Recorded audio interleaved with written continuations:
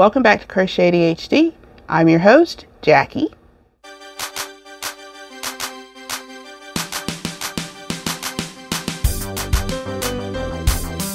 If this is your first time visiting my channel, you are a one-hit wonder. I am so glad that you're here. If you are a repeat offender, a member of the GlamFam, what's that?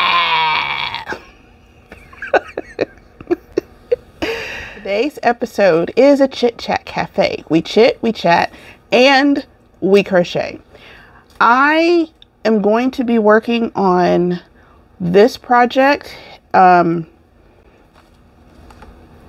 okay, so before I tell you what the project is, let me tell you about the yarn.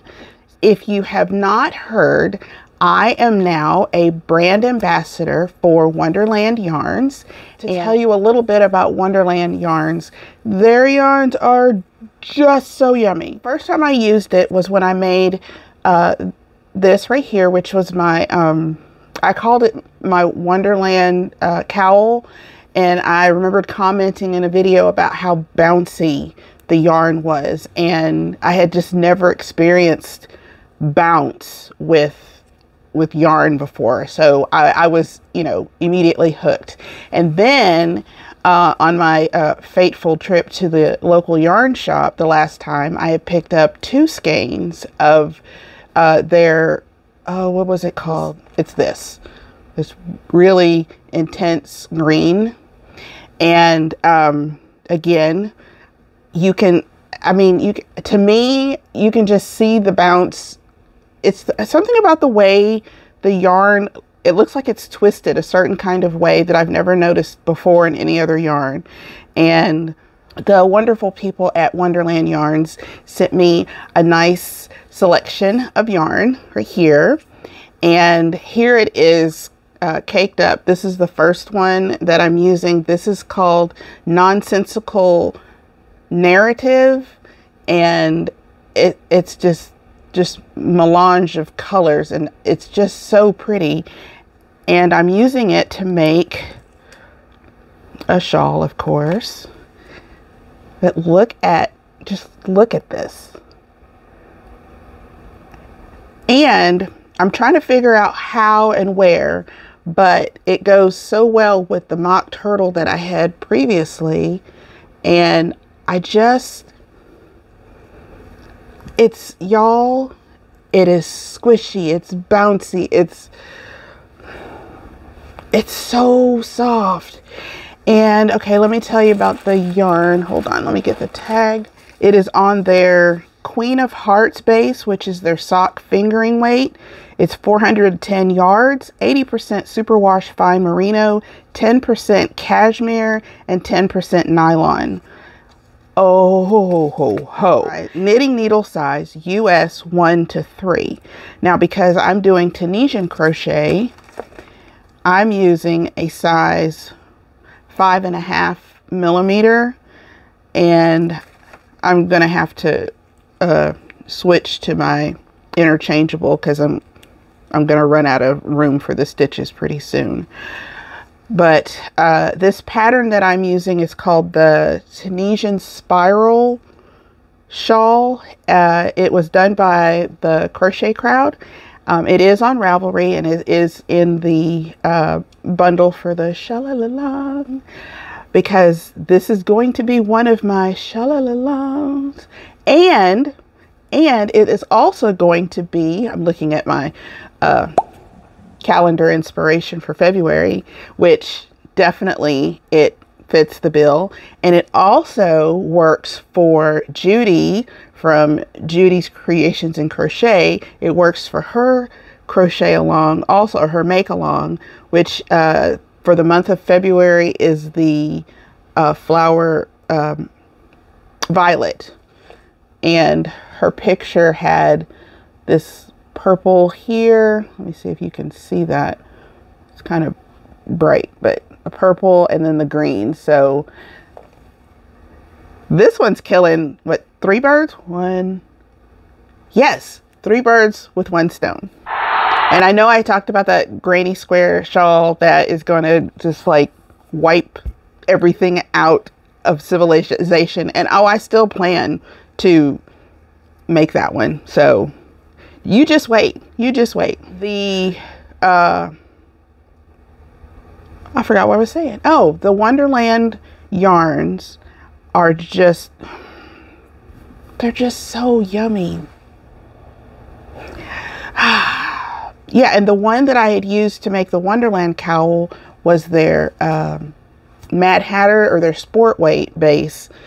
And you know, I was not sure what to expect with the fingering weight, but again, it's got more bounce to the ounce. Sorry about that. Kinda. Anyway, as an ambassador, I do get a code that I get to share with all of my GlamFamers, and I will put the code right here across the screen, and it's for a discount every time you place an order. So yay! I'm very passionate about the things that I recommend to you, and sometimes it's a learning curve and we learn together. And but yeah, I will never say go and get this if I wouldn't go and get it myself. So I'm going to work on this shawl while we chat. So today's topic is kissing frogs. Huh? What I mean by kissing frogs is embracing when you have to frog a project. Lisa from Happy to Hook Creations came up with a term called tadpole, and I think it's cute when you only have to rip out a little bit, you know, like a tad amount of a project. It's called tadpoling as opposed to frogging. That was just an aside, you know, an ADHD moment, and I just felt like sharing because it was funny.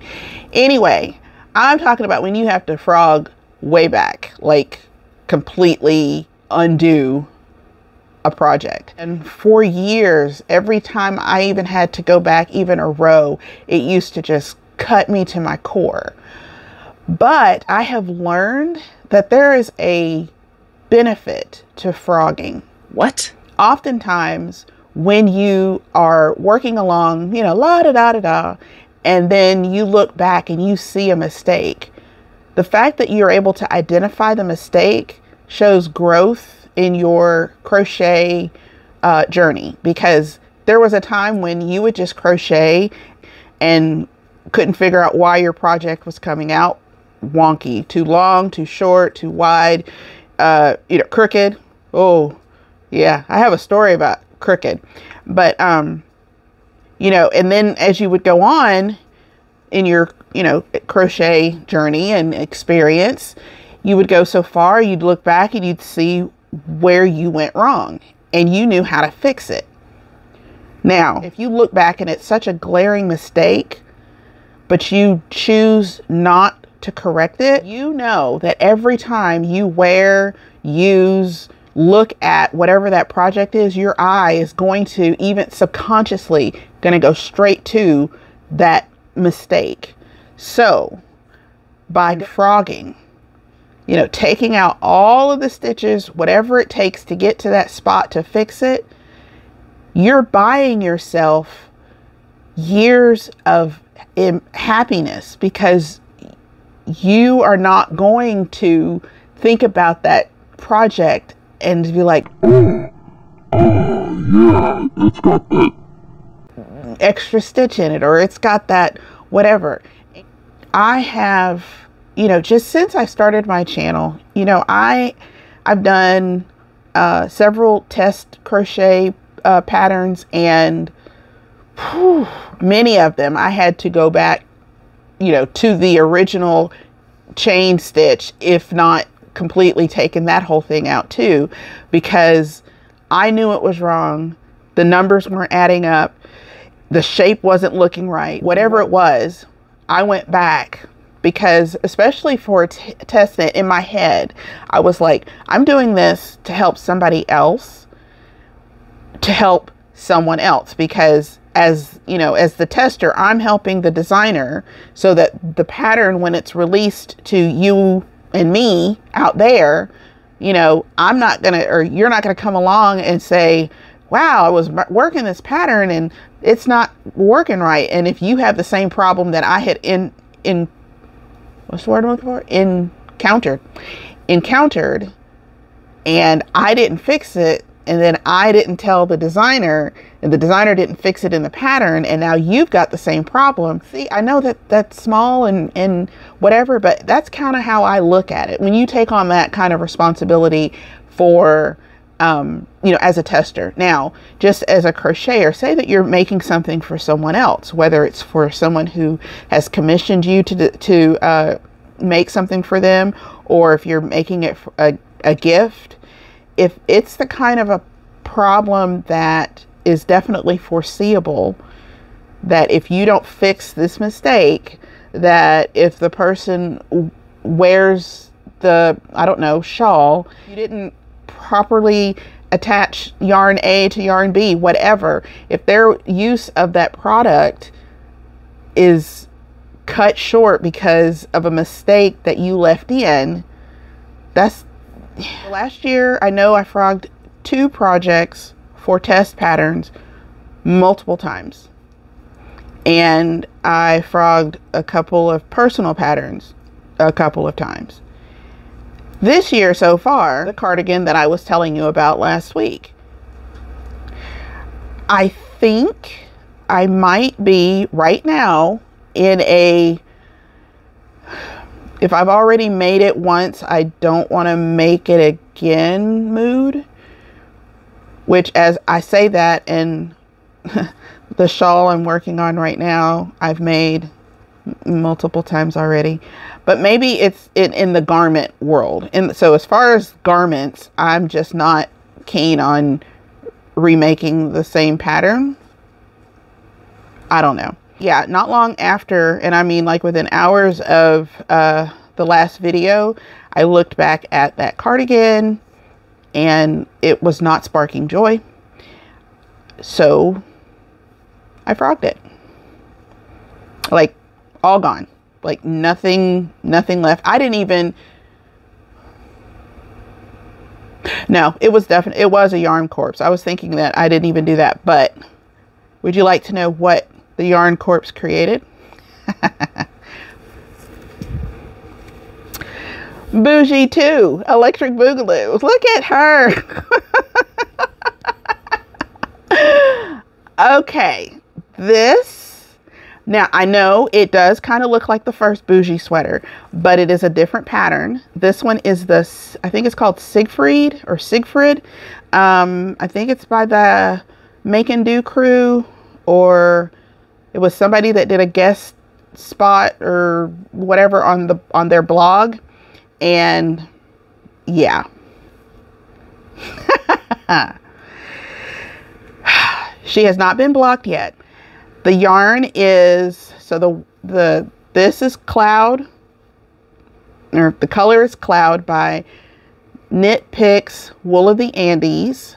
And then this is Brown Heather Fisherman's Wool by LIONBRAND.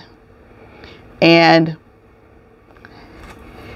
she smells so woolly. Okay. I followed the pattern for the top part, you know, just mainly getting the fit for the raglan part. And then after that, I didn't look back at the pattern. But the sleeve is a wide sleeve as opposed to having ribbing at the bottom. And I have found, and this is, here we go, pop her up right there. With ADHD, texture is an issue. And this is, like, when I think of texture, usually my mind goes to like with food. But this is a different sensation. This, when I wear anything that's got a you know, like a ribbing type cuff, there's the word.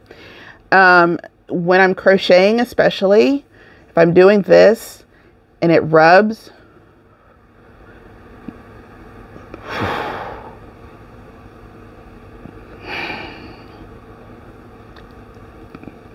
I cannot express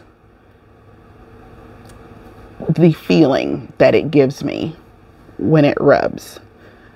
Oftentimes I will roll up my sleeve. Sometimes it works, but like I have a hoodie that I love. It's huge, it's oversized. But in the sleeve is where the seam is, and it's a, you know, it's a wool, not a wool. It's a fleece hoodie, so it's thick, and then it's got a serged seam, so the seam sticks out like a ½ inch, and it just it's like, you remember, I don't know how old you were, and I don't know if how long ago this was, but like you know, when kids would take your arm and then they would twist it, they would leave a burn on your arm, you know. It's just not a good sensation. When I was making this, I was definitely not going to put in a cuff. And I also gave it a little split here. I like how it fits.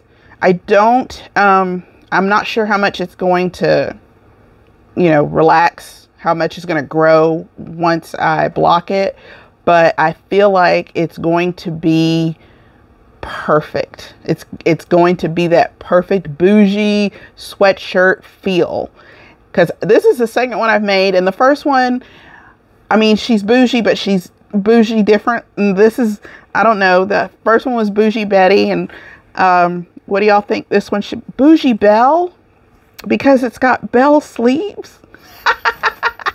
And another little thing that I picked up while watching the Grocery Girls, look, if y'all don't mind watching knit podcasters, and they don't actually knit on the show, which is interesting, but if you want to put something on where they're talking about fiber, they're talking about yarn, they're talking about just yarnalicious things, and you need something that's going to last a long time, put on Grocery Girls podcast, because theirs are no less than 2 hours and sometimes 3 hours long. They keep me company usually late at night, and they're funny. They're two sisters. They're funny and they're clever, and they ooh and ah over yarn, just like, you know, most of us do. So while I was watching it, she was it was Tracy. Tracy was showing the sweater that she had knit for her husband. And by the way, Tracy's sweater from, I think 2 podcasts ago, or maybe 3, was the inspiration for the color work that I did in the top of the Bougie Betty sweater. Anyway, she was showing her, you know, the sweater that she made her husband. And when she did, there was like this little thing on the back, or on the inside back, and she put it there for, it was a different color yarn than the rest of the sweater. And I was like, oh, so that's how you can tell the front and the back inside of a you know, handmade sweater. So that's what I've done. Now, again, none of this has been blocked yet. So once this is blocked, I'm just going to snip the legs off, but it'll just have this little brown piece that does not show through on the other side. Oh, see, I'm saying that now, it's going to. Let me get there. So what a neat way to tell the front and the back. So yay! Anyway. No, I still don't have a cardigan. But I have 2 bougies. I cannot wait to block it. It takes about 3 days for wool to completely dry in my house.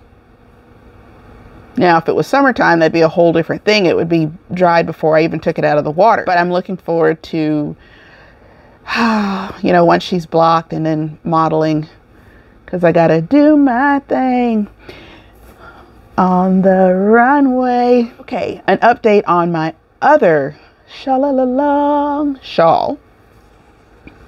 This is the MACAW. It's by Yarn Andy, the MACAW Tunisian shawl. It's something like that. I'll put the correct words here. And when I first showed it, I had just started it and it was in the gray. So much gray. But I have made progress. I believe I am up to section 4.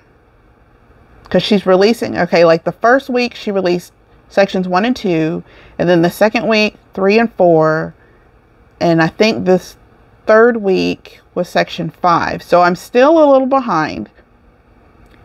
And the main reason why I'm behind is because I have to have nothing going on around me while working on it, because it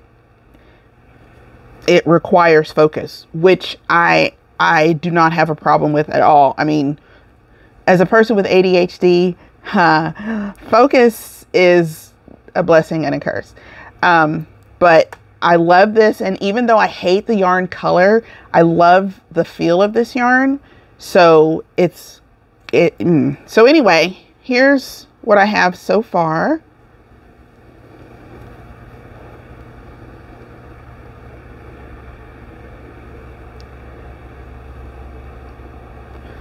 And can you see that it's like a bird's wing? I mean, you can see, my husband said it looked like a feather, because that's different than a bird's wing, right? Anyway, but you can see just, again, texture. And I mean, it's like, it's so pretty. And this is Tunisian. And I just love it so much. So much. And again, the yarn, just the back side of it. Look at the back side. Let me see if I can see all the little bumplies. But yet, and still, when you hold it up in the light, yeah. I hate the color, but I love the texture. I love the softness of the yarn. And I mean, the pattern it's just gorgeous. And it's just going to keep growing. Now, I'm thinking, or I'm guessing, that it's going to get bigger and then it'll decrease on the other side. That's what I'm thinking, because I don't think it's an asymmetrical. And this is like 70 rows or something like that. So yeah, it's like when I looked at, like, it's all these sections, section 1, and I was like, whoa, but there's a lot that goes into each of the sections. So I do highly recommend it if you want to try, if you're familiar and comfortable with Tunisian crochet and you want to kind of step up a little bit, because this is mainly, let me think, it is Tunisian simple stitch, Tunisian purl stitch, and yarn overs. Yeah. Look what those 3 little things can make. I mean, I'm telling you, y'all, Andy, her mind is just a wonderland. All this. So the next color that's coming through will be, it's going to get a little brighter yellow, and then it'll be white, and that'll be the end of this skein. And I have another skein, and I actually believe that the inside, or the center of the next skein is the white. So I'll be able to continue it without having to do too much surgery. So yay. Okay, did I actually say anything of any value today?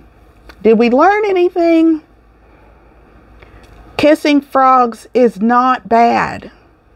That we've learned. Oh, I am proud. I did get 1 row done. Now, this pattern, by the way, it is a free pattern. I've made it before, but this, can y'all hear it?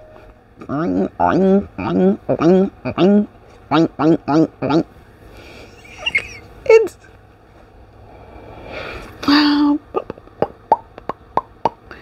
I This is making me so happy.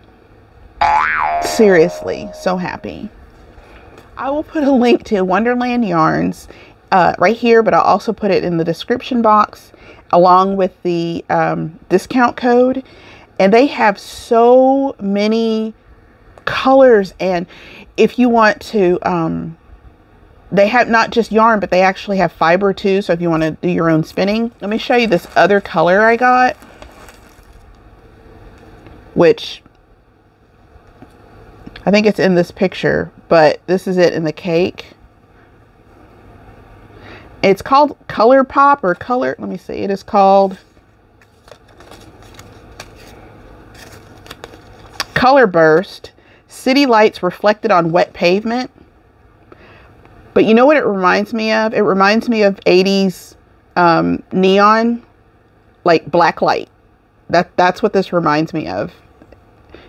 When it was still in the hank, it was just like all black, and then like you almost had to peel it back to see just this little one section of color, and it was so cool. And then watching it wind up, where you just see black, and it would blip, black, and it blip. So I can kind of see the, you know, the city lights on wet pavement concept. I can see that. Now this one is also on their Queen of Hearts fingering base, which was 80% superwash fine merino, 10% cashmere, and 10% nylon. And then the other one I got is on their Mad Hatter, which is their sport weight. And here's one of the colors. And this is part of a scarf kit.